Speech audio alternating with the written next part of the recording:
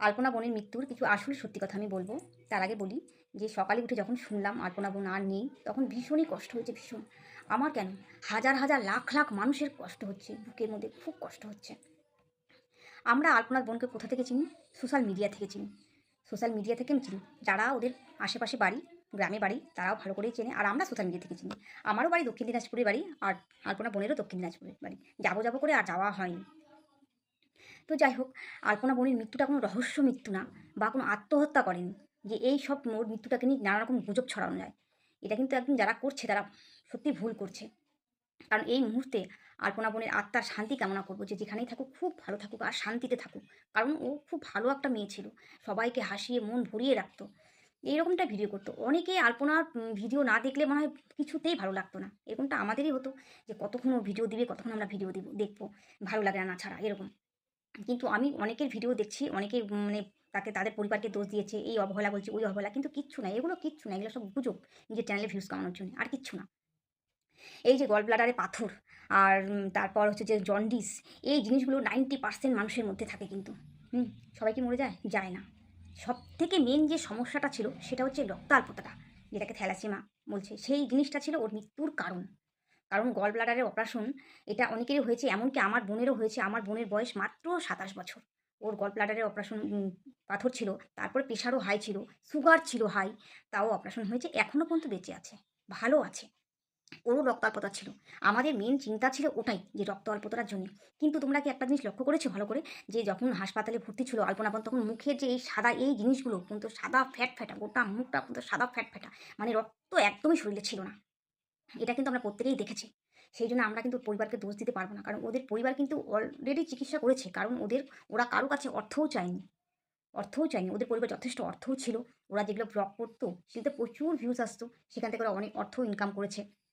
ওদের কিন্তু এই যে বালুরঘাটে অঞ্জলি বক্সির কাছে চিকিৎসা করেছে, তারপর মাতৃসদনে এসে পরীক্ষা নিরীক্ষা করেছে, ভর্তিও ছিল, সবটা কিন্তু শেয়ার করেছে, প্রত্যেকটা লাইভে এসে এমনকি ভিডিও করে ওরা শেয়ার করছে। তাহলে তো ওদের ট্রিটমেন্টের কোনো ভুল নাই। হ্যাঁ, প্রথম থেকে যারা ওরা হোমিওপ্যাথি ডাক্তার দেখাচ্ছিল পাথর গলানোর জন্য, সেটা একটু ভুল ছিল। তারপর যখন অনেকেই কমেন্ট করেছে যে পাথর ওইভাবে গলবে না, অপারেশন করতে হবে, তখন কিন্তু যথারীতি ওরা চেষ্টাও করেছে। আর একটা কথা বলতে কি, ওই যে একটা অসহায় মা, ওই অসহায় মায়ের কিন্তু একটাই সম্বল ছিল, সাহারা, ওই মেয়ে। ওই মেয়ে, মা কি কোনোদিনও চাইতো যে ও তার মেয়ে না থাকুক? কোনোদিনও চাইতো না। ওদের পরিবারটা কতটা অসহায় ছিল, আস্তে আস্তে কোথায় পৌঁছে গেল, সকলের ভালোবাসায়, সকলের আশীর্বাদে। তো আমরা সকলেই চাইতাম যে ও বেঁচে থাকুক। আমরা এইভাবে হঠাৎ করে চলে যাবে, তার জন্য কিন্তু ওদের পরিবার যতটা কষ্ট পাচ্ছে, আর যারা ওকে ভালোবাসে ঠিক ততটাই কষ্ট পাচ্ছে, ততটাই কষ্ট পাচ্ছে। যারা এসব গুজব ছড়াচ্ছে, চিকিৎসা করে না, বর চিকিৎসা করে নাই, পরিবারের অবহেলা করেছে, এসব ফালতু কথা বলবো, ফালতু কথা। আমার কি মনে হয় বলতো, এই যে অপারেশন যে যে সময়টা হচ্ছিল, বলছে হঠাৎ করে অপারেশন থিয়েটারে মারা গেছে, এই কথা কিন্তু ভিডিওতে বলেছে যে অপারেশন থিয়েটারে মারা গেছে। তখন একটা কি বলতো, স্ট্রোক যেটাকে বলে, মানে হার্ট অ্যাটাক হয়ে গেছে। শরীরটা এতটা দুর্বল ছিল যে ও কিছু খেতে পারতো না। তারপরে হচ্ছে যে খেলে পরে বমি হয়ে যেত, এই জিনিসটাও কিন্তু বলেছে। ওই না খাওয়ার ফলে শরীরটা ভীষণই দুর্বল হয়ে গেছিলো, এরকমটা দেখেছি তো আমি, কারণ আমার বোনকে নিজেই দেখেছি যে শরীরটা ভীষণই দুর্বল হয়ে গেছিলো।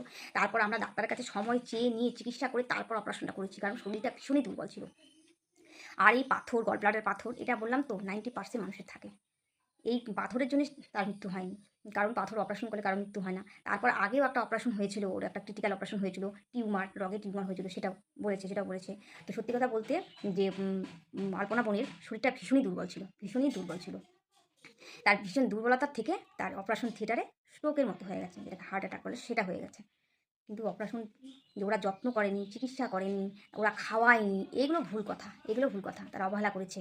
হ্যাঁ, আরেকটা কথা তোমাদেরকে বলবো, এই যে অল্পনা যে ভিডিওগুলো করতো, যারা রোদের মধ্যে ভিডিও করতো, দুপুরবেলা রোদে ভিডিও করতো, সেই ভিডিওগুলোকে জোড়া লাগিয়ে এডিট করে ছাড়া কিন্তু অনেক পরিশ্রম হতো, অনেক। সেটা সময়টা অনেকটা ওখানে দিতে হতো, সেখানে খাওয়ার সময়টা হয়তো পেতো না, ঠিকঠাকভাবে টাইম পেতো না খাওয়ার, সেখানে অনেকটা টাইম চলে যেত। এইভাবে করে আস্তে আস্তে ধীরে ধীরে তার শরীরটা হয়ে গেছিলো দুর্বল। শরীরটা দুর্বলের পরে অপারেশন যখন করতে হয়, করতে নিয়েছিল ডাক্তাররা, তখন অপারেশনটাও সেই সময়টা সহ্য করতে পারে নাই, সেটা নিতে পারে নাই, আর রক্তটা টানতে পারে নাই। রক্ত দিচ্ছিল, সেটা বলছে রক্তের প্রয়োজন ছিল, রক্ত দিচ্ছিল, রক্তটা টানতে পারিনি, এই কারণে তার মৃত্যুটা হয়েছে। এখানে পরিবারের লোক একটাও আমি দোষ দেখছি না, কারণ ওর যে স্বামী, ওর তো মনের মানুষ ছিল না, ওর তো মনের মানুষ ছিল, সেই মনের মানুষটাকে হারিয়ে ও কতটা যে কীরকম যে পাগলের মতো হয়ে আছে, সেটা আমরা অনুভব করতে পারছি, যেটা আমরা অনুভব করতে পারছি। মায়ের পরিস্থিতি তো ভীষণই খারাপ, কারণ কোনো মায়ের আগে যদি সন্তান চলে যায়, সেই মায়ের তো বেঁচে থাকা যে কতটা দুষ্কর হয়, শুধু সেই মাই বোঝে, শুধু সেই মাই বোঝে, আর ঈশ্বর বোঝে। আর একটা কথা বলবো, যে যখন কারো ডাক আসে, ওপারের ডাক আসে, তখন কি কাউকে ধরে রাখা যায়? কাউকে ধরে রাখা যায় না। যেন তেন প্রকারে সে চলেই যাবে সেখানে। আমরা একটা বাহানা দিই যে এইটার সমস্যা ছিল তাই মরে গেল, বা ওইটার সমস্যা ছিল তাই মরে গেল। এটা তো কোনো হঠাৎ মৃত্যু না যে রাতের বেলা বউ সুসাইড করে মারা গেল, কিছু জানতে পারলাম না। কি হলো? স্বামী-স্ত্রীর মধ্যে গন্ডগোল হলো নাকি মায়ের সঙ্গে গন্ডগোল হলো না কি হলো? এরকমটা তো কিছু না। ও তো প্রতিটা দিন প্রতিটা মুহূর্ত লাইভে এসে বলছে আজকে পরিস্থিতি কী, আজকে কীরকম আছে সেটা বলেছে। তারপরে দেখো আলপনা যে এতটাই অসুস্থ ছিল ভিতরে, কিন্তু দেখো উপর থেকে ওকে বোঝাই যেত না। দিব্যি হাসি খুশিও ছিল। পরিবারের লোক কেমনটা করে বুঝতে পারবে বলো? যে ও ভিতরে এতটাই অসুস্থ? কারণ পরিবারের লোক তো কেউ ডাক্তার না, না? কি করে বুঝতে পারবে? শুধুমাত্র, শুধুমাত্র এই রক্তাল্পতাটা ওর মৃত্যুর কারণ। রক্তটা শরীরে এতটাই কম ছিল যার জন্য শরীর এতটাই দুর্বল ছিল। ১ মাস ১.৫ মাস থেকে ভিডিও তো দিতে পারত না। কারণ শরীর তো উঠতে পারত না। নিজেই কিন্তু নিজেই বলেছে দুপুরবেলা করে কি ভিডিও করবে? মানে ঘুমিয়ে থেকে বিছানা থেকে উঠতে পারছিল না। কতটা শরীর দুর্বল ছিল। এই কারণেই মৃত্যুটা হয়েছে।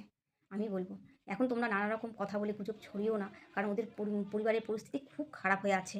কারণ এইসব কথা শুনলে ওদের মনটা সত্যিই খারাপ হবে। আমাদের উচিত যে এখন ওর আত্মার চির শান্তি কামনা করা। যেন ভালো থাকে, যেখানেই থাকে যেন ভালো থাকে, শান্তিতে থাকে। আর যারা ওর কাছে থাকো, যারা ওর বাড়ির আশেপাশে থাকো, বা অনেকেই আছে যারা থাকে, অনেক ইউটিউবারই আছে যারা বাড়ির আশেপাশে থাকে, বা যারা দেখা করার মতো তাদের সামর্থ্য থাকে, তারা অন্তত বাড়ি থেকে সহানুভূতি দিও। আর সহানুভূতি দেওয়ার মতো তো পরিস্থিতি যদিও নেই, তাও বাড়িতে গিয়ে বলো। কারণ এই সময় ওদেরকে দোষারোপ করাটা ঠিক না। আর কি বলবো?